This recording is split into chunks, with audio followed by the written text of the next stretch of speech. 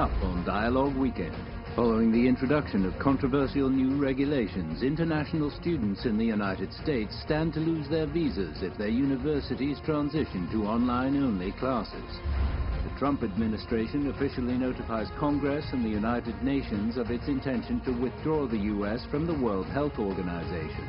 And this week's newsmaker. Now, on Dialogue Weekend. Welcome to Dialogue Weekend. I'm Xu Qinduo.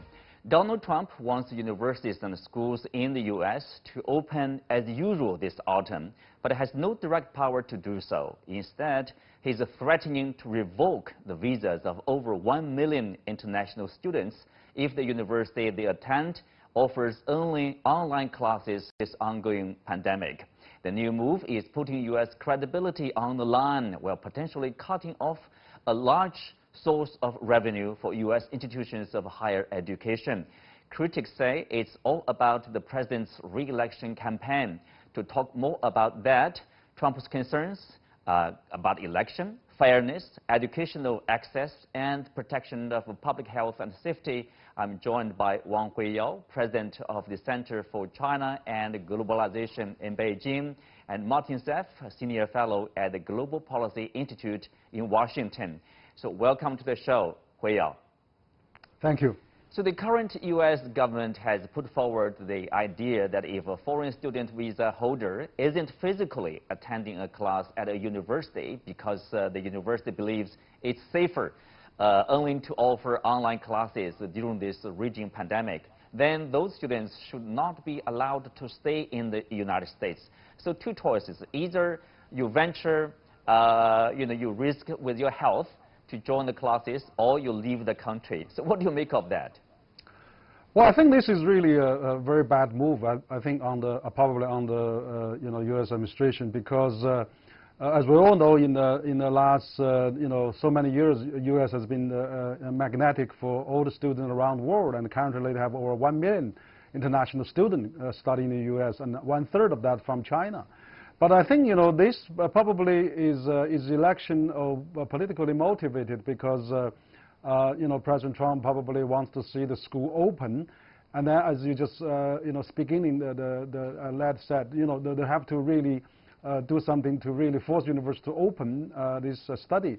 But on the other hand, I think it's also really hurting the U.S. image worldwide, and particularly the U.S. reputation. And the university has hundreds of years reputation, and they welcome international students. So this is also a very bad image for the U.S. As a whole. And furthermore, I think it's also going to be a huge loss for the U.S. Economy. I mean, as we know, that the international students contribute about 40–50 billion U.S. dollars a year to the U.S. economy, and Chinese students contributed $20–30 billion a year. So it's really a bad move. And finally, I think that this thing really shows that you can see during this coming up election season, everything is election oriented, and then people really are trying to score points and really wants to gain political advantage of that. But I can understand, I mean, U.S. governments really need the U.S. economy is really going down very fast, and then they want to have a last measures to really stop the downward spiral of U.S. economy, and probably is desperate in having those measures. So I can understand that, but it's really hurting the U.S. image and hurting U.S. economy and hurting the student around the world. Mm-hmm. Well, online education, may not be ideal. Obviously, of course, you want in-person classes, but facilitating it has improved greatly during this current conditions, because it has been going on for a long time. So why is it so important to the current administration that universities physically open their doors? How does that connect to this re-election efforts of the president? Well, I think that the university, of course, they are more cautious, and then they are having a lot of percentages. Some are percentage are closed, some are online offering, and some are mixed online and offline. I can understand the university perspective, because they don't want to see the spread of virus, and then they take precaution on those educational experience and exercises. But probably now, I think university also has to think about how they can manage both, strike a balance between having some online and offline combined. I mean, having social distance, wearing masks, and also, implementing the CDC guidelines. So they have to really do a host of things to really combat that.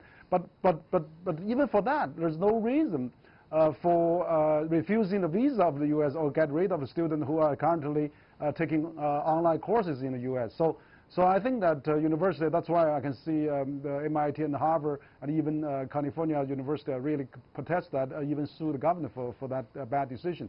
But you see, this is really, really unfortunate. We've seen that politics getting involved. But as a matter of fact, this can be scientifically find out and divided. And probably best scenario is to have offline and online together, and then maybe have group studies divided into smaller groups, and with keeping distance socially, but then we can still have some face-to-face discussions, because that's probably the education experience. You have to mingle with people, you have to interact, you have to have international perspective. That's online cannot solve. But even though online education has improved greatly during this pandemic season, I can see that we still cannot replace offline studies in itself. Mm-hmm. Well, the strategy of the government in handling the coronavirus seems to be, because the infections have been growing, to 3 million, the milestone, but there's no sign of coming down the numbers. So the strategy seems to be, okay, people, you need to get along with the virus anyway. 99% of the virus of the infection is not hurting, is not that severe. So somehow, it seems to me like the President Trump and his supporters choosing a new strategy that is we just go ahead as the pandemic still rages on, but as nothing happens, so we'll try be as normal as possible. And then can he win the election by doing that? I don't think he can do that. Do you really? I mean, I can understand President Trump is urgently needs the country to back to normal, and production start to making to happen, and then people economy can be saved from the Great Recession. But on the other hand, the confidence is not there.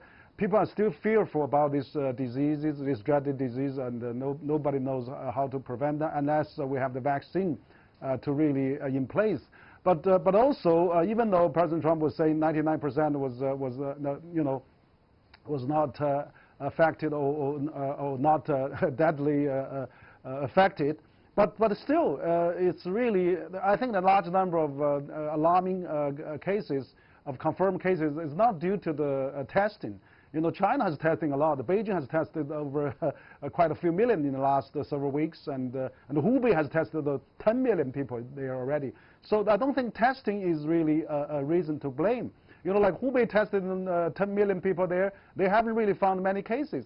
Whereas U.S. tested 40 million, they have found over 1 million, 1.2 million already confirmed. So let's not blame the testing.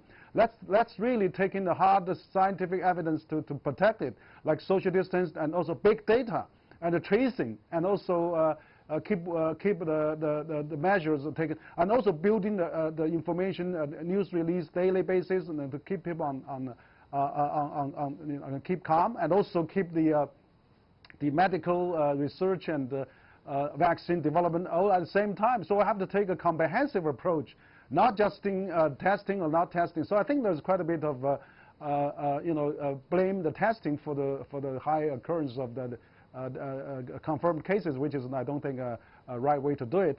So I think that we have to really come back, have to really pursue the scientific approach, and then listen to the scientific community, and then really set aside politics, and then let's really get this under control, and then we can get back, strike a right balance of resuming the production, but also preventing the disease at the same time. Mm-hmm. Well, many of the current government's policy initiatives have been challenged in U.S. courts of law, and this is no different, as you mentioned. Harvard and MIT and the state of California are seeking an injunction to stop the action, arguing that the order is both cruel and reckless in the circumstances, and that it is a policy meant to coerce universities into taking unwanted action for what Trump perceives to be his political benefit. But can you make some educated guesses, like what kind of result that will be out of the court trial, and how will that affect the students? They must be living in fear. Well, I think the President Trump really wants all the students back to the campus, and then he really wants to has all the economy back to form. So that helps his election, and then people are really there in the ground, and then can come out to vote for him. But I think famous universities like Harvard and MIT and the state of California is challenging that policy will have some significant impact, because I don't think it's a few universities was feeling the pain, but all universities in the United States are feeling the pain for that. And I think this will gradually become a collective, complaints and even lawsuit against the government. But also on the other hand, I think the university probably will also find a way to address this issue. So instead of totally online, they may have some offline classes, or they may divide into smaller groups for offline classes, so that the students don't have to leave the country, or it's not totally online, so that the administration have no excuse to not issue the visa. So I think there are ways to come around on that, but it's just this become a political so divided that everybody is using those issues to drive the tension for the economy. That's unfortunate, I think, for U.S. to do like that. But we really want to see the students are safe, and also the classes can be assumed. Largely offline, can be also online as well, and so that we can combine all the scientific methodology.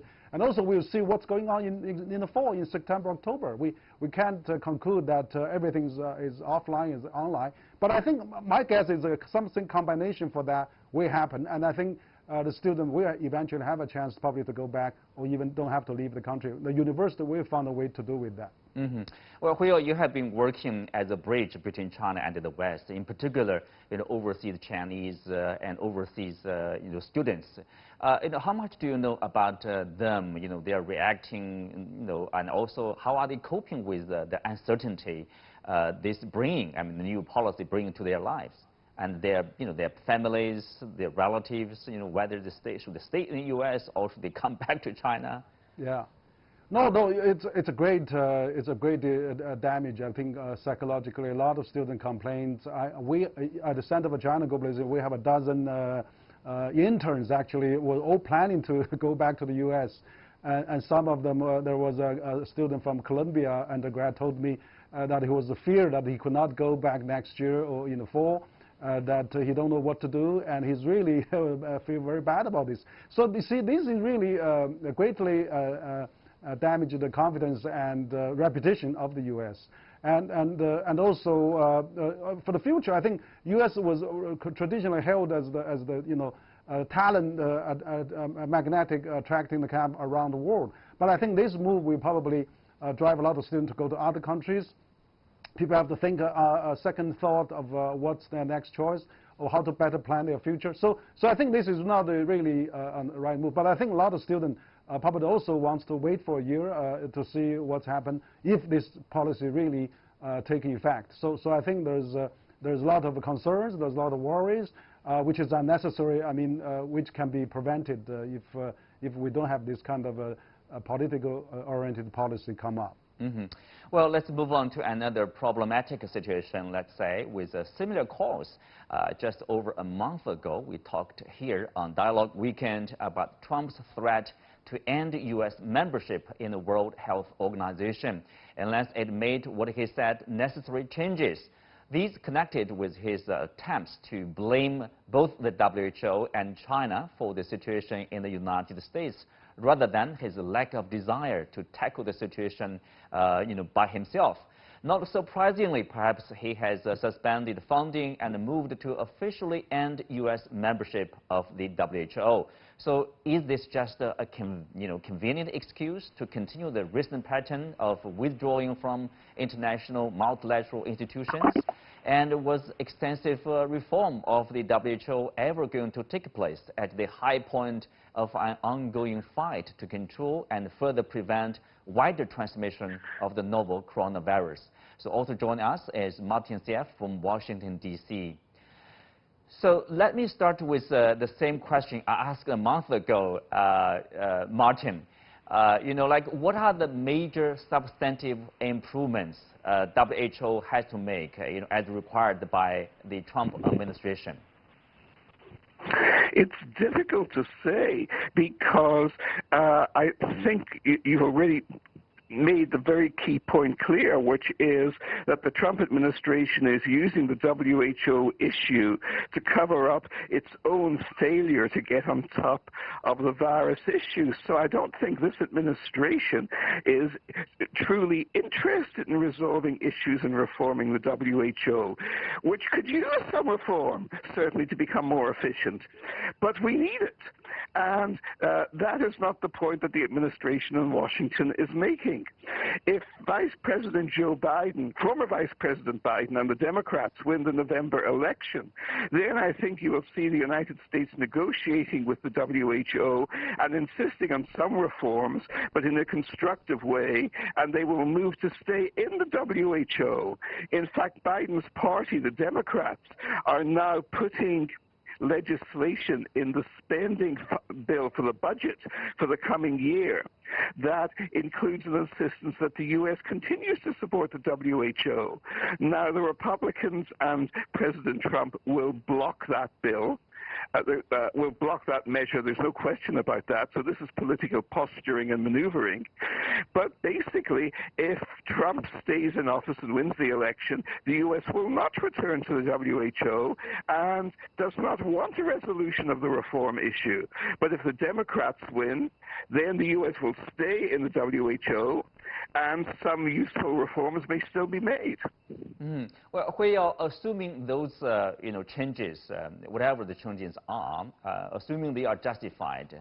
Is it the right time, to try to implement the changes during this urgent situation? Every country is busy with fighting the coronavirus. Well, I think definitely it's really the wrong time to do that.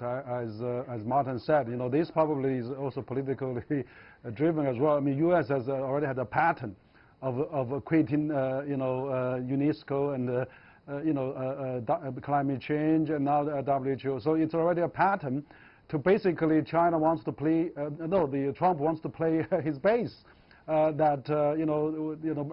Put American first and then forget about global leadership and global responsibility. So that's probably one of the also item on his agenda to really aim at the election that's coming up in November. So this is really bad. I think WHO certainly needs reform. WHO is not perfect, but WHO is now so important, so vital in coordinating this, the whole country's efforts in fighting this COVID-19. We have no organization as old, as authoritative, as professional, as well equipped to fight this this global pandemic. So why, as the largest economy and the largest country in the world, the U.S.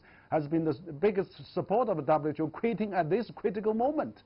That's really put a lot of danger and put a lot of risk of the world and of American people and the rest of the world and many, even the vaccine development and all those things. So even if you want to have it reform, you should really maybe set that agenda and take some time, but not quit at this critical moment. So I think this is really political driven and it fits Trump's overall agenda, but also it's more pleasing probably to his base as the election is coming up. Mm-hmm. Martin, as Huyo said, this probably will please his election base. Do you think so? Because, but at the same time, by withdrawing from the WHO, U.S. is actually giving up any possible influence in the organization, right? Yes, this is the paradox of the situation. You are correct. Trump's base is really not interested in global leadership. They actually want a withdrawal from global leadership. The Republican Party is a very different Republican Party from the one that we understood before from President Reagan through the first President Bush. Right or wrong, they were very interested in global leadership. Trump talks about American greatness as opposed to American leadership, which is a very different issue. He is pressing national interests first. At times this can make sense or appear to make sense, but on an issue like this, I fully agree with the previous speaker. It is very destructive, not just to U.S. interests, but to the world's interests. We do need the WHO. It does do absolutely vital work around the world.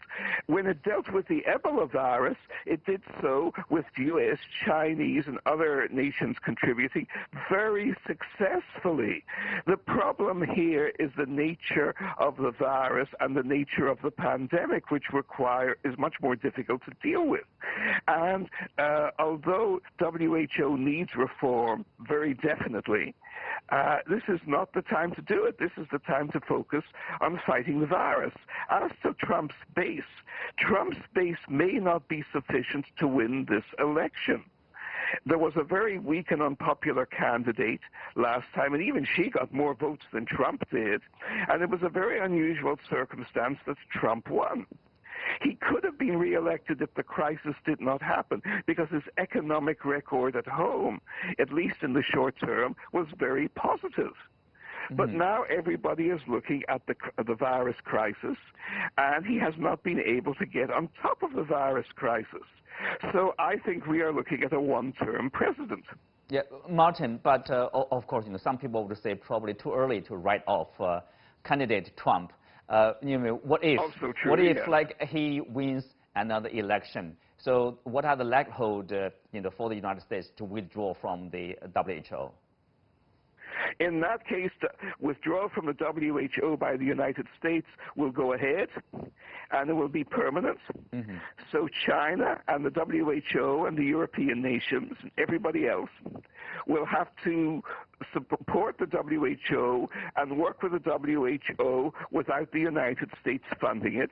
Yet we may still see U.S. cooperation with the WHO on specific issues. But of course, that would inherently be more limited. And I don't know how it would work out. But we would not see the United States returning to the WHO if the president is reelected. Well, thank you, Martin, and also Hui Yao, too. Let's leave it there for now and take a look at this week's Newsmaker.